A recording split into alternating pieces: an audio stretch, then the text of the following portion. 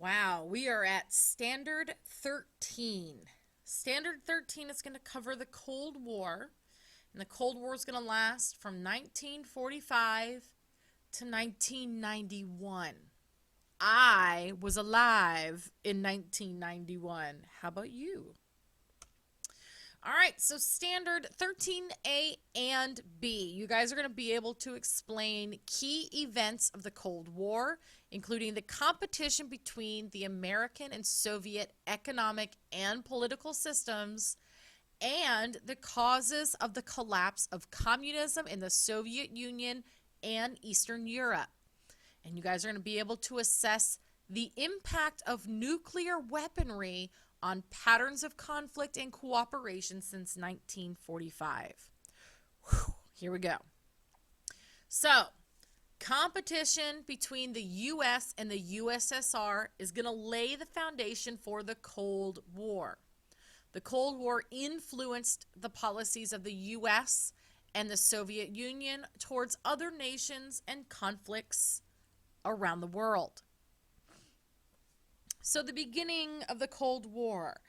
Cold War, it's going to start around 1945, 1948. We are going to have the Yalta Conference and the Soviet control of Eastern Europe. This big rivalry between the U.S. and the Soviet Union is going to begin. It's going to be the race to see who is number one in the world. And we're going to decide to divide Germany into what is called zones of occupation, which are going to be controlled by the Allied military forces. So that is going to be the U.S., the Soviet Union, Great Britain, and France. So Germany is going to be divided into 4.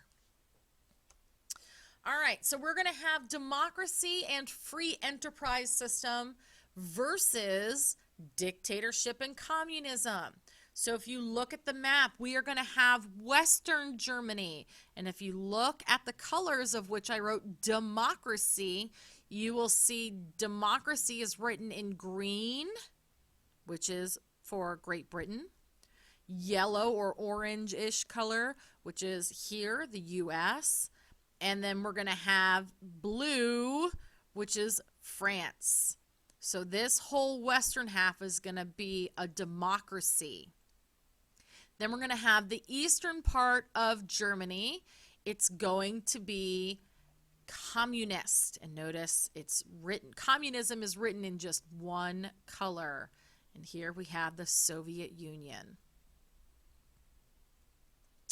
All right, Iron Curtain. We talked about this in Standard 12. Winston Churchill is going to coin the phrase Iron Curtain, which came to represent Europe's division into mostly democratic Western Europe and mostly communist Eastern Europe. The Iron Curtain is a metaphor. It is not a real thing. It's going to be right here. This black line is going to symbolize where the Iron Curtain is going to separate the blue countries here, which are democratic countries, and then we have here the eastern half of Europe, which is communist. All right, so the black line represents that Iron Curtain, red communist, blue democratic. All right, the creation of the United Nations. In June 1945, the U.S. and the USSR put aside their differences and they joined the United Nations along with 48 other countries. The UN was intended to protect the members against aggression. We're going to have the Security Council, which is made up of the United States, the Soviet Union, Great Britain, France, and China. And each has veto power, which protected the others from alliances within the United Nations. We're going to have Truman's reaction to the USSR. We're going to have what's called the policy of containment. It's a policy at it's a policy directed at blocking Soviet influence and stopping the expansion of communism. I like to think of the policy of containment as if you had a container that is filled with liquid. And if you took that container with the liquid and you shook it up and down, it's going to go everywhere.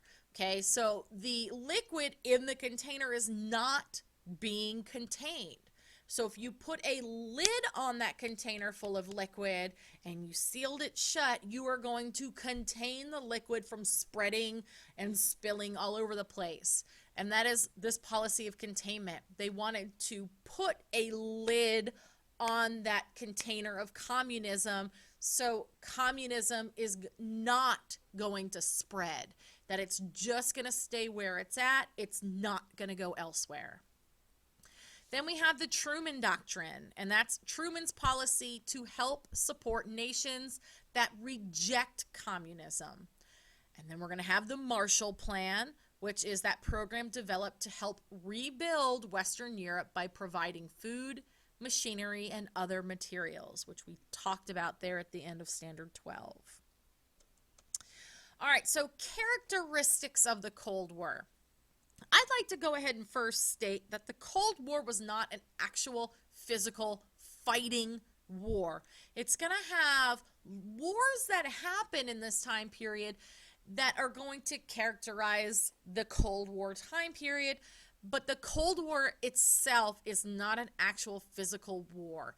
It is a time period when the U.S. and the Soviet Union are going head to head, and they're on the brink of war. They come close to war multiple times, but they never actually go to war against each other. The U.S. never goes to war against the Soviet Union and vice versa. We come close, and we have little conflicts that happen that the U.S. helps democratic countries and the Soviet Union helps those communist countries, but the U.S. and the Soviet Union never actually physically go to war. All right, so characteristics. We're going to have the North Atlantic Treaty Organization, otherwise known as NATO, and those are the democratic countries that form this group. And they're going to be versus the Warsaw Pact, which are the communist countries in Europe. We're going to have the Korean War. We're going to have the Vietnam War. We're going to have Berlin, which is the city in Germany, and the significance of the Berlin Wall. We are going to have the Cuban Missile Crisis and nuclear weapons and the theory of deterrence. All right, NATO versus the Warsaw Pact. So here we go again. We've already talked about this. We're going to talk about it again. North Atlantic Treaty Organization is a defensive alliance formed by the U.S., Canada, and 10 other Western European countries. And these countries all are in that north of the equator near the Atlantic Ocean. They are democratic. The Warsaw Pact is the defensive alliance that was made up of the USSR, East Germany, Czechoslovakia, Poland, Hungary, Romania, Bulgaria, and Albania. And these are Eastern European countries that are all communist countries, and they form that defensive alliance together. In 1961, the East Germans built the Berlin Wall, which is an actual physical real wall at this time period that divided Germany into two parts. But it's also going to symbolize the world being divided into the two rival camps, which was divided by that quote-unquote the Iron Curtain. But the Berlin Wall was real. It was a real physical wall. All right, so moving on to Standard 13C. You guys are going to be able to describe conflicts and revolutionary movements in Eastern Asia, including those in China and Vietnam, and their major leaders, Mao Zedong, Chiang Kai-shek, and Ho Chi Minh. Okay, right now you guys need to open up your textbooks and fill in this chart. Open it to page 973. You're going to fill out the nationalists and the communists' information. Page 973, do it now. China's communist. After World War II, China becomes divided into two rival camps, nationalists and communists. All right, so China divides into two nations. We are going to have what's called the People's Republic of China, and that is going to be the mainland China here in Asia. Mao Zedong was able to push out the nationalists and control mainland China. So where are these nationalists going to go once they're pushed out of mainland China? They're going to go to an island called Taiwan, which is off the coast of China. So if you see here, here's Taiwan right here. All right, Taiwan. Chiang Kai-shek. Take a look here. Jiang Jieshi is Chiang Kai-shek. He goes by two different names, and it's pronounced two different ways, but it is the same person. Unfortunately, the SOL people want you to know both. So please know Chiang Kai-shek is Jiang Jieshi. He's going to set up a nationalist government on that small island of Taiwan. All right, war is going to break out in Vietnam. The United States containment policy led them to participate in the Vietnam War. U.S. wants to contain communism. In the early 1900s, the French controlled Vietnam, but nationalist tensions were building and many wanted independence for Vietnam. Ho Chi Minh, a Vietnamese nationalist, he's going to turn to the Communist Party to gain freedom for Vietnam. So, the fighting begins. The Vietnamese nationalists and communists are going to join together. They're going to push the French out of Vietnam. Democracy is out of Vietnam. In 1954, the French, they're going to suffer a major military defeat at Dien Bien Phu. They are going to surrender to Ho Chi Minh.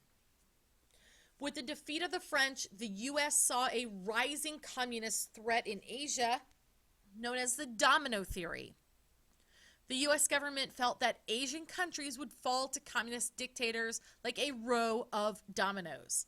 If you've ever played with dominoes and you set one up and you set another one up close to the other one, and you set a bunch up and they're really close together, if you knock one domino over, what happens to the rest?